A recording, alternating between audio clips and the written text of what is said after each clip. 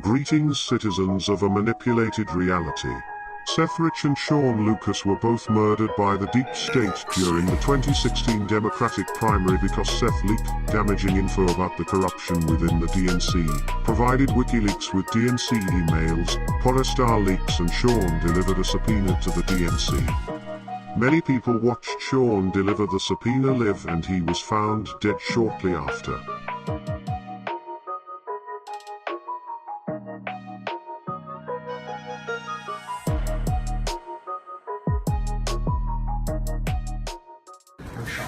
Shawn, hi, Becca. Becca. How you doing, Becca?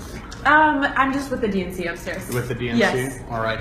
Well, this is going to be a service to the DNC. Okay. And this is for Debbie Wasserman Schultz. Perfect. You guys have been served. Okay. Thank you so much. The document? Yeah, they wouldn't give us any of the head honchos, which I kind of had a feeling wasn't going to happen. But we did make contact with somebody from the Democratic National Committee's office, and they've been served.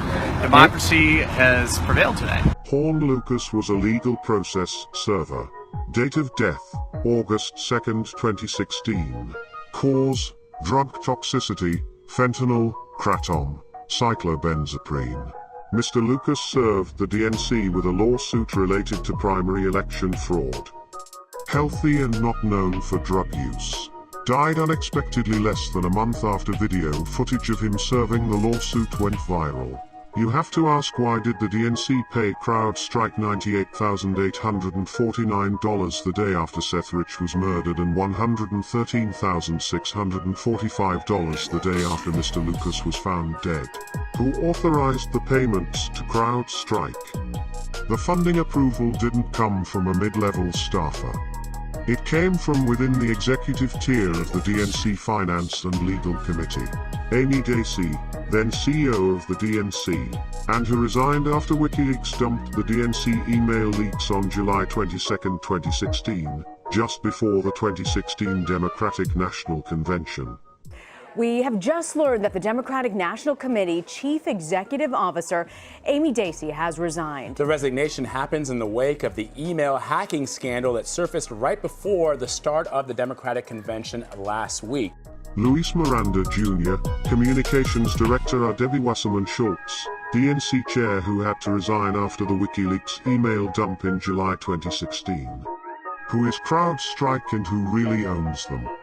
What other fuckery shall we find? And in no particular order, I'm going to run you through all of the disturbing connections I found with CrowdStrike, the DNC, and people surrounding the Trump-Russia collusion investigation. Let's start with following the money. Now, CrowdStrike got its first hit of venture capital, $26 million, back in 2011 from investment firm Warburg Pincus. Well, why is that relevant?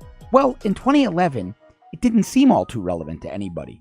But But right around 2013, it started to become very relevant, because that's when Timothy Geithner, the former Treasury Secretary under the financial collapse, the financial meltdown, but more importantly, Treasury Secretary in 2010, who co-chaired Council on Foreign Investments in the United States, CFIUS, alongside Hillary Clinton when the Uranium One deal was approved. Well, he's now at the helm since 2013 of Warburg Pincus. So now you've got the former Treasury Secretary who sat alongside Hillary on CFIUS. He co-chaired the council when the Uranium One deal was approved, and a multi-billionaire globalist, Eric Schmidt, who runs Google's parent company, directing an investment of $100 million, twice actually, once in 2015 and again in 2017. So Google has about $200 million in the deal to CrowdStrike, the only entity ever to view the DNC servers. We have CrowdStrike President Shawn Henry testimony on December 2017 that no Russian hackers took any emails from the DNC server. One of the transcripts that we just got from a whole bunch of releases from the House Intelligence Committee is of an interview that CrowdStrike President Shawn Henry, who is a former FBI official, worked very closely with Robert Mueller. Shawn Henry's testimony from December of 2017. And in it, he made a pretty damning admission. He basically admitted that his firm, CrowdStrike, has no evidence that alleged Russian hackers actually took anything from the DNC servers that they allegedly hacked into.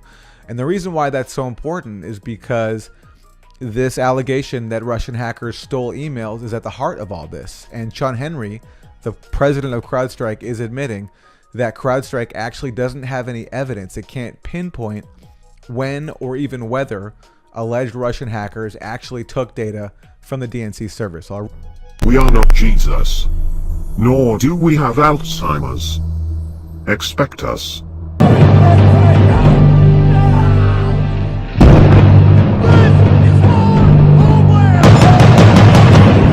Last night I dreamt about how things were. Not here yet! Of every enemy of the state! And then I woke up here. The moral to be drawn from this dangerous nightmare situation is a simple one. Don't let it happen. It depends on you.